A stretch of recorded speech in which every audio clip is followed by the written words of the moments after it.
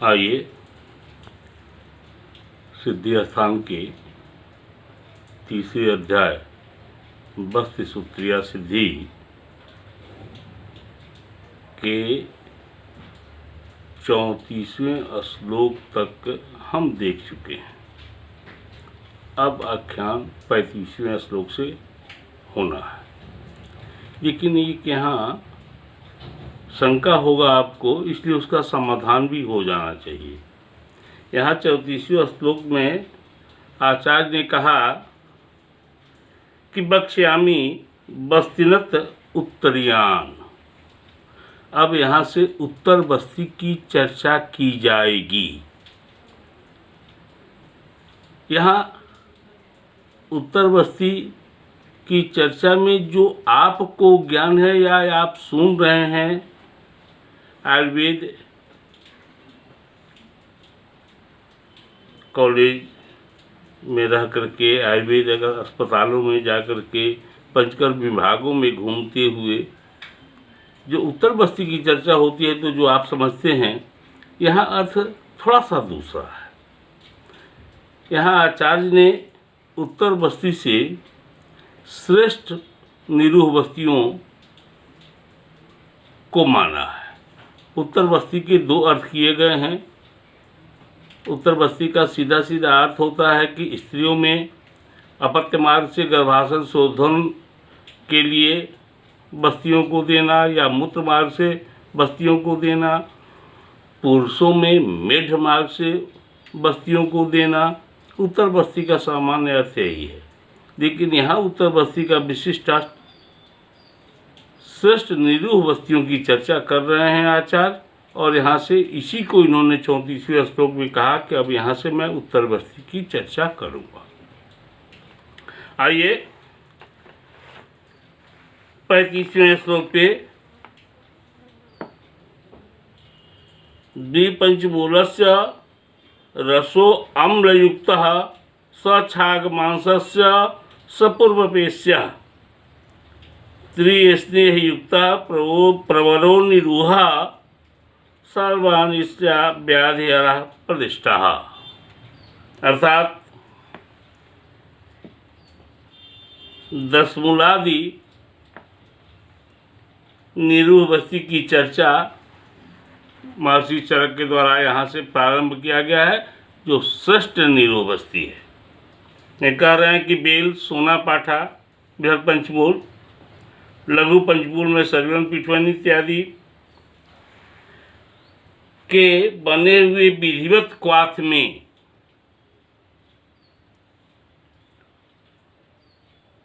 खट्टी कांजी,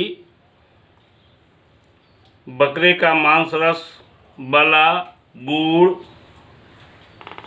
आदि में,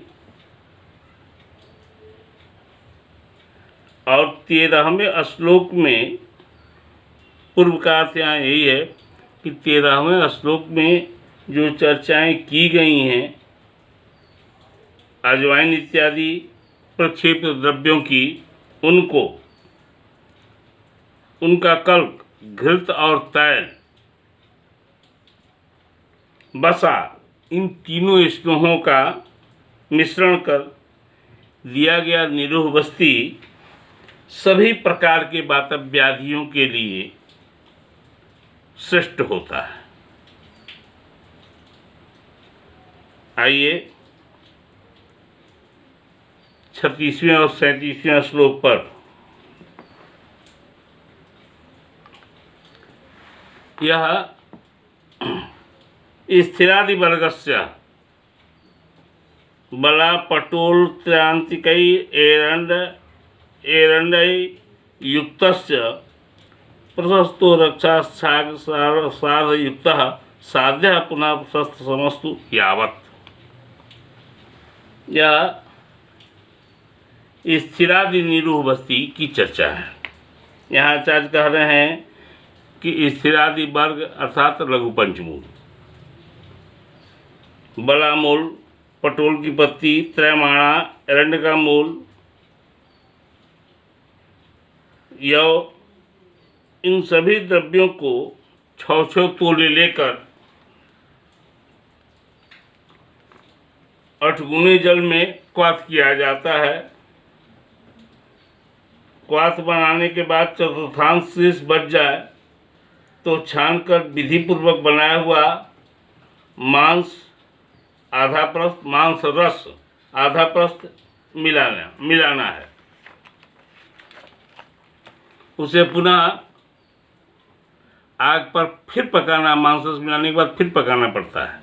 जब एक परत शेष रह जाता है तो प्रियंगु, पीपर, नागर मोथा इनका नियमानुसार कल्क, तेल, घृत, मधु और सेंधा नमक पूर्व में जो बताए गए हैं उन नियमों के अनुसार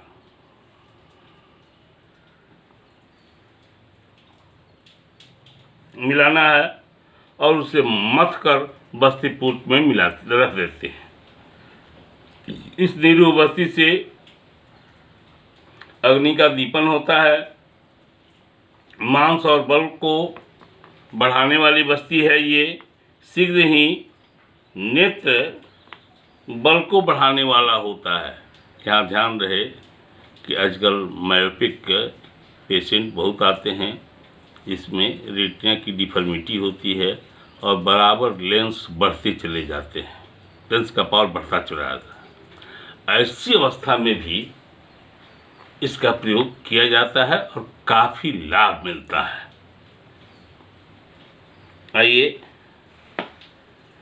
38, 39, 40, 41 और 42 यह एरंडादि निरूह बस्ती की चर्चा यहाँ की गई है। एरण्यमूलम त्रिपलम पलासा हर्षवानि मूलानि च यानि पंच रासना अश्वगंधा अतिबला गुड़ची पुनर्नवा आरोग्यवध देवदारू। यहाँ एरंड का मूल, कचूर, लघु पंचमूल, रासना, अश्वगंध, ककहिया, बड़ी बड़ा चतुष्टय की एक प्रजाति, गुड़ची, पुनर्नवा, अमलतास, देवदारू और मदन फल, संख्या में 8 यहाँ मदन फल लेना है। इसका विधि पूर्वक क्वाथ बनाने, जब अष्टमांश शेष रह जाता है तो छानकर सौंफ, हलवे, प्रियंगु, पीपर, मुलेठी, बरियार का मूल, रसवत, इंद्रजौ और नागर मोथा प्रत्येक एक कस का कल्क बना करके इसमें मिलाते हैं। सेंधा नमक, मधु, तेल, गोमूत्र सबको एक में मिलाकर दी गई यह निरूह बस्ती दीपन और लेखन होती है। इससे जंघा, उरु, पैर, त्रिकसंधि, पीठ में होने वाले सूल नष्ट होते हैं। गोमूत्र इसमें मिलाया गया है, इसलिए यह कफत व्याधियों का भी नाश करता है। इसलिए कफ के आवरण से युक्त वायु और किसी भी कारण से रुकी हुई वायु को प्रकृतिस्थ करने में यह निरूह बस्ती बड़ी उत्तम बस्ती मानी गई है। सूल के साथ मल मूत्र अपान वायु की रुकावट को यह बस्ती दूर करती है। अघमान, अस्मरी, सरखरा, अनाह, अर्श और ग्रहणी दोष में दी गई यह निरूह बस्ती वर्णित सभी रोगों का नाश करती है। आइए बस्ती में मांस रस प्रयोग की चर्चा 43वें श्लोक में आचार्य कर रहे हैं कि चतुष्पले तैलघृतस्य भ्रष्टाच्छाग अक्तार्धो दधिदारिमामलः रसा सपेस्यो बलमांस वर्ण रेतो अग्नि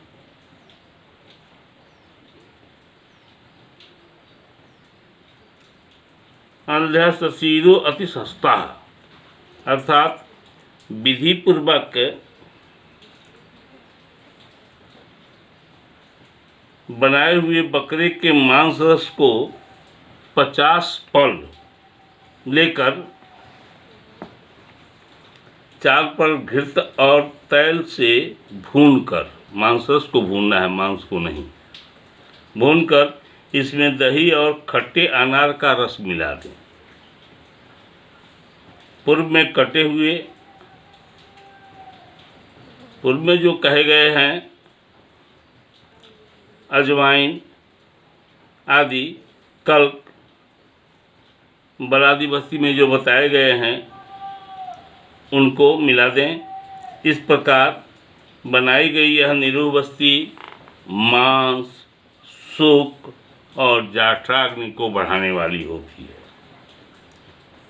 यह बस्ती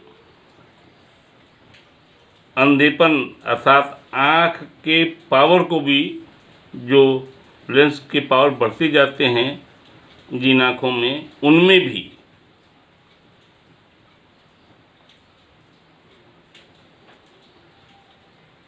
और साथ साथ सिर की वेदना में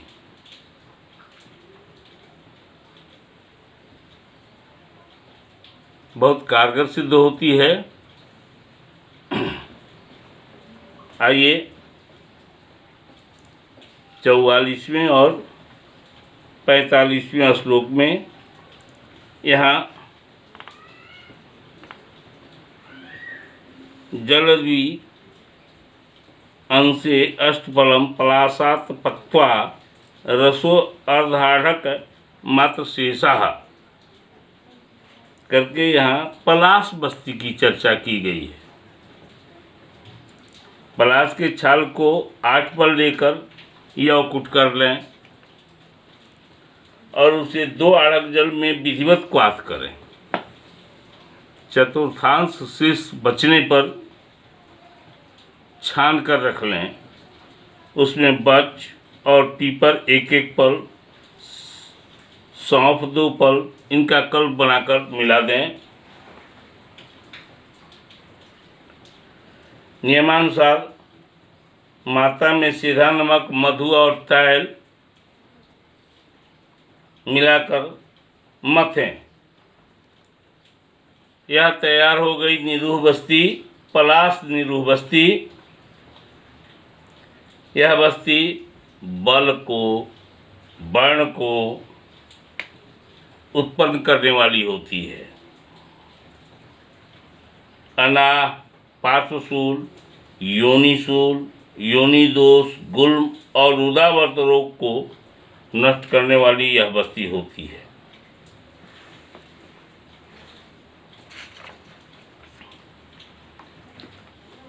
आइए श्लोक 46वें पर यहाँ यष्टन्याह निरूह बस्ती और 47वें में यष्टन्याह आदि निरूह बस्ती 2 तरह की चर्चा है। यष्टन्याह लोधाय व चंदनैश्च श्रुतं पयो अग्नयम कमलोत्पल्लैश्च सशर्करं क्षौद्रयुक्तं सुशीतं पीताम आमयान हंति सजीवनीयम। यष्टन्याह निरूह बस्ती यह पित्त सामक बस्ती है। मुलेठी 8 पल को पीसकर 8 पल दूध में मिलाकर 4 गुना जल लेकर विधिवत पाक करें। चतुर्थांश शेष रहने पर उतार लें। सौंफ, मदन फल और पीपल का कल्प इसमें मिला दें। इसमें घृत, मधु मिला दें। यह निरूह बस्ती वात, रक्त, स्वर भेद और विसर्ग के लिए उपयोगी है। विसर्ग में काफ़ी कठिनाई होती है औषधों से, लेकिन इस निरूह बस्ती को दे दिया जाए तो बहुत अच्छा लाभ मिलता है। आइए 47 श्लोक नंबर 47 यष्टन्यादि निरूह बस्ती। इस निरूह बस्ती में लोग हरे अभय लाल चंदन लाल कमल और नील कमल तीनों का उपयोग है। यह भी शीत बस्ती है और पित्त शामक बस्ती है। इसमें इनके कल को विधि पूर्वक पकाए हुए दूध में चीनी मधु और घृत मिला दें तथा जीर्णीय गण के औषधों का कल्क भी उचित मात्रा में इसमें मिलाया जाता है। इस शीतल निरूह बस्ती का प्रयोग करने से सभी पित्तजन्य रोग दूर होते हैं। अब यहाँ आगे बढ़ते हैं 48 से 52 तक, 48वें श्लोक से 52वें श्लोक तक। यह चंदनादि निरूह बस्ती है। बहुत द्रव्य इसमें डाले गए हैं। चंदन, पद्मकाठ, रिद्धि, मुलेठी, रासना, अड़ुसा, अनंतमूल, मजीठ, अनंतमूल, सारिवा, बरियार, कामूल, स्थिरादि वर्ग अर्थात लघु पंचमूल, त्रीण पंचमूल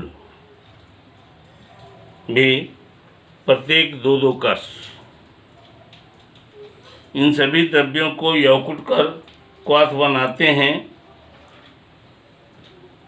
इस बस्ती से दाह, अतिसार, प्रदर, हृदय रोग, पांडु, विषम ज्वर, गुल्म रोग, मूत्र रोग, कामला और सभी पित्तज रोग शांत होते हैं।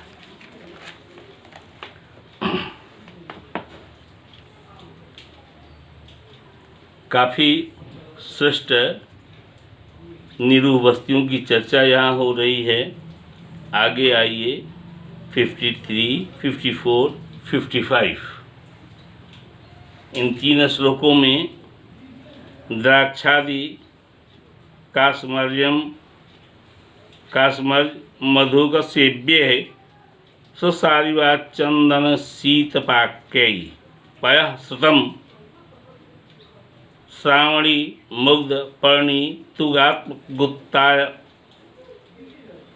मधु यष्टि कलकई। यह द्राक्षादि निरूह बस्ती है। यह बस्ती भी पित्तनाशक है। इसका प्रयोग हृदय रोग, नाभि, पार्श्व, सिर प्रदेश में दाह, उदर के भीतर होने वाले दाह, मूत्रकृच्छ, क्षीणता या क्षतक्षीण और शुक्र के नष्ट हो जाने पर साथ में पित्तजन्य अतिसार को ठीक करने वाली होती है। इसका प्रयोग करीब करीब पित्तज विकारों में करते हैं। आइए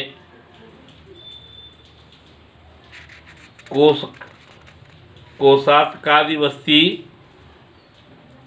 यहाँ से कफनाशक निरूह बस्तियों का प्रयोग प्रारंभ होता है। 56, 57 कोशातकार आरोग्यवध देवदारुणा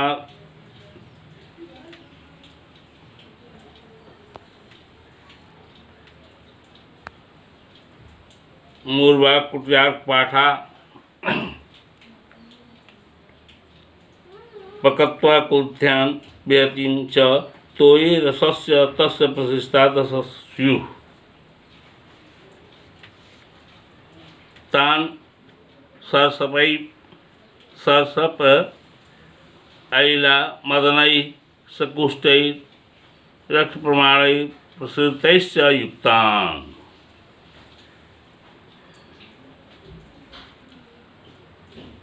इस निरूह भस्ती का प्रयोग विद्वान चिकित्सक मंदाग्नि रोग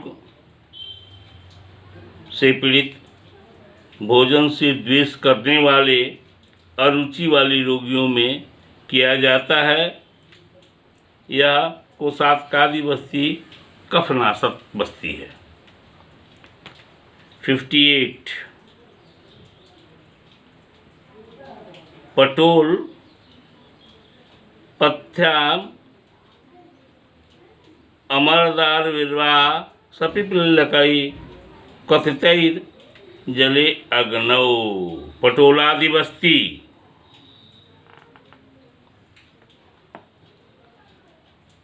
पटोल पत्र, पिप्पली, देवदारू, हरण इत्यादि निर्मित इस निरूह बस्ती का प्रयोग भी कफजन्य रोगों में किया जाता है। मंदाग्नि, अरुचि आदि में इसका प्रयोग करते हैं।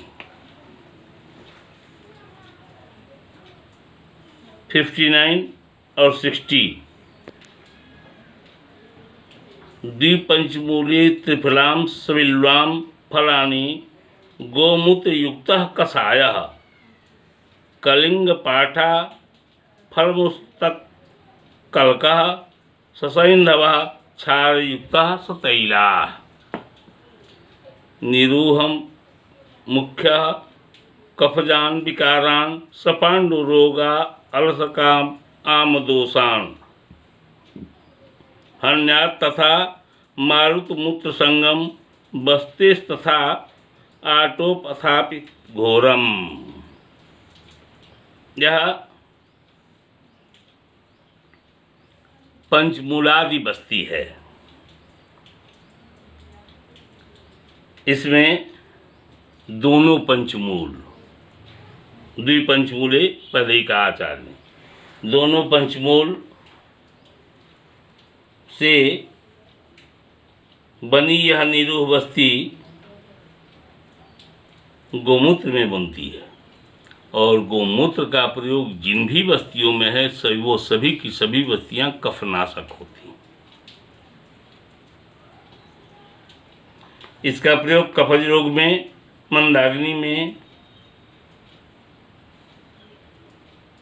पांडु रोग में, अल्सक, आमदोष में किया जाता है इस निरूह बस्ती का प्रयोग। अब आइए यहाँ 61, 62, 63, 64 यह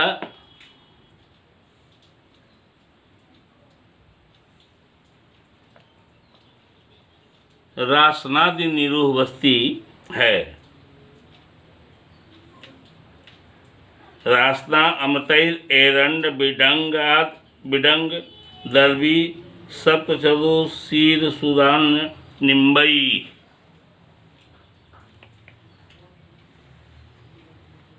यह रासनादि निरूह बस्ती, इसका प्रयोग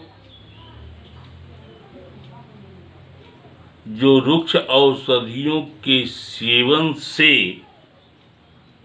अपतर्पित हो गए हैं ऐसे रोगियों में इसका विशिष्ट प्रयोग है। यह बस्ती कृमि रोग, कुष्ठ, प्रमेह, ब्रह्न, उदर रोग, अजीर्ण, कफजन्य रोग में प्रयोग करना चाहिए। इसका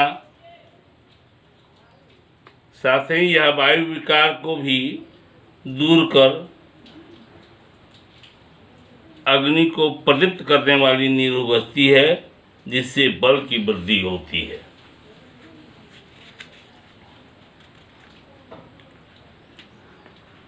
आइए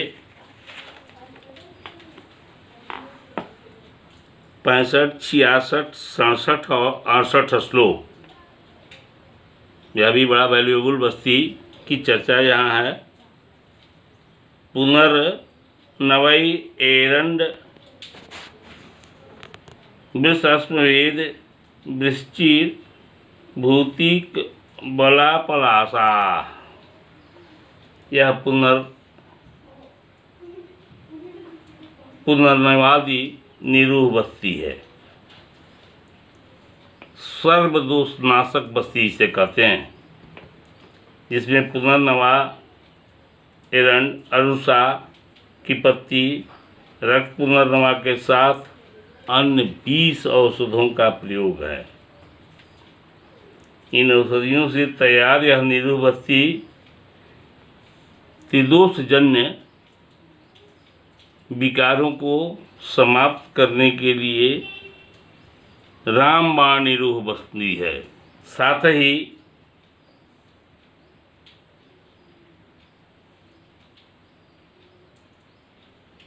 द्वंद्वज रोगों में को भी यह बस्ती दूर करती है,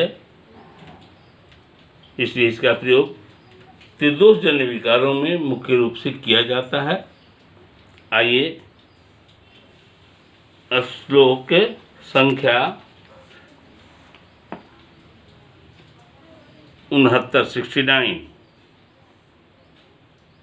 इसमें आचार्य निरूह बस्तियों की संख्या पर बोल रहे हैं। स्निधो उष्णः एकः पौने समांसो द्वौ स्वादु शीतौ पैसा च पित्ते त्रयः समुत्राः कटुकोष्ठ तीक्ष्णाः कफे निरूहा न परम विदेहा। वाह! कह रहे हैं आचार्य, सम अंश वाली स्निग्ध और उष्ण एक निरूह बस्ती वातक विकारों को समाप्त कर देती है।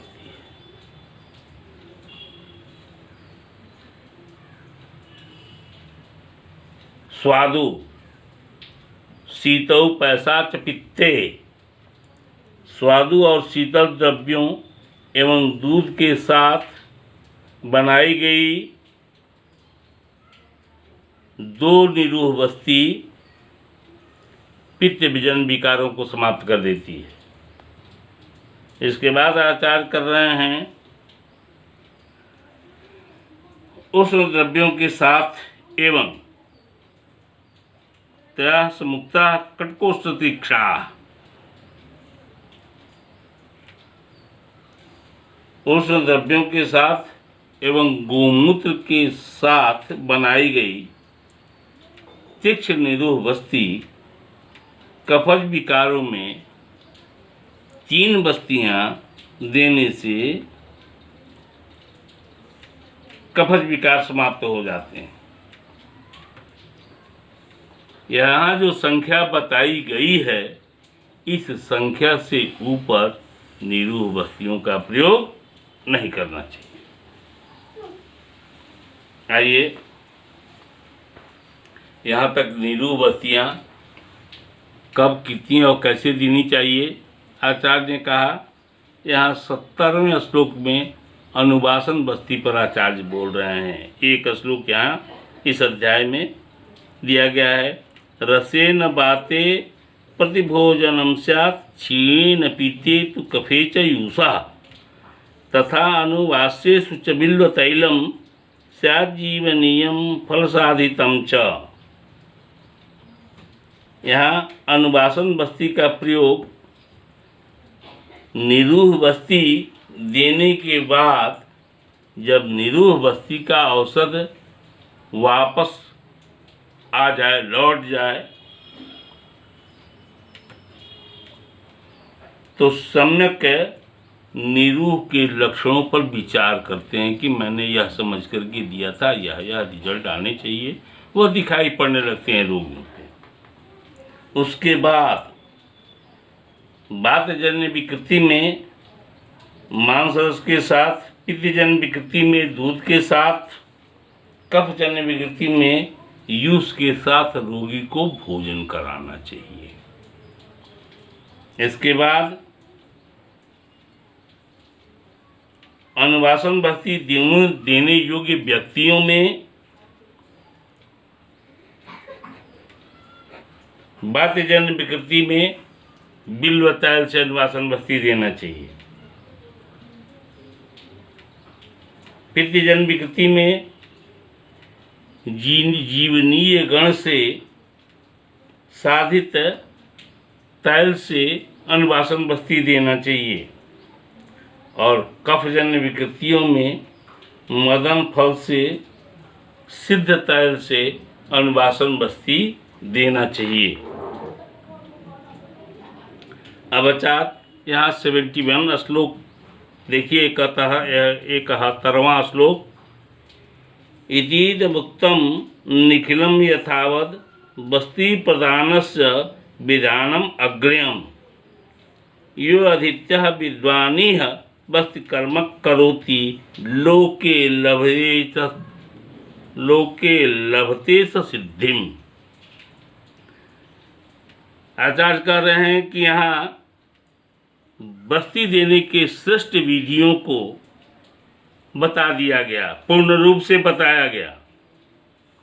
यह जो विद्वान इन विषयों को पढ़ करके समझ करके बस्ती कर्म करता है, लोक में उसे यश की प्राप्ति होती है और बहुत बड़ा वैद्य माना जाता है। यह तीसरा अध्याय यहाँ समाप्त होता है। धन्यवाद।